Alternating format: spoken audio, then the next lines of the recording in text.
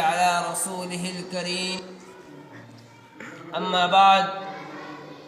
وقال الطلباء الكرام: الامتحان غدا. وقال أيضا: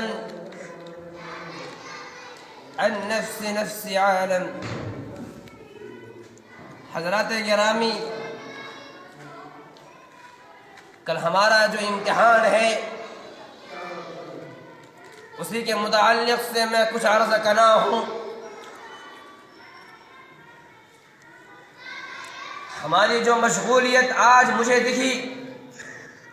آج طلباء کرام کی جو مصروفیاتیں ہمیں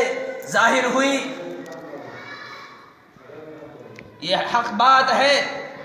کہ اگر ہم آج اس مدرسے میں اپنے وقت کو ضائع کرتے رہیں، پکوڑیاں کھاتے رہے، بصیر کی دکان کا چکر 4-5 مرتبہ لگاتے رہے، اور علم صرف کی تعریف ہمیں نہیں معلوم، علم صرف کی غرض ہمارے ذہن نشین نہیں ہے، علم صرف کا فائدہ ہم نے یاد نہیں کیا،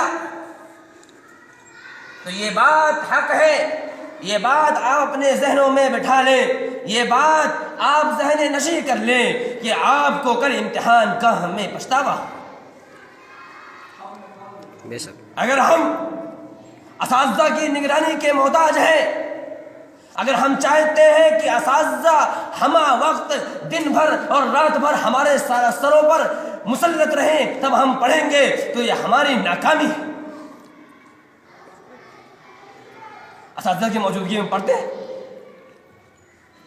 اصل پڑھائی وہ ہے کہ اساتذہ کی غیر موجودگی میں ہم اتنا محنت سے پڑھیں جتنا اساتذہ کی موجودگی میں پڑھتے ہیں۔ حقیقت تو یہ ہے کہ آج ہم سے شرم و حیا ختم، اساتذہ موجود ہوٹل پہ اور پکوڑیاں لائی جا رہی ہیں،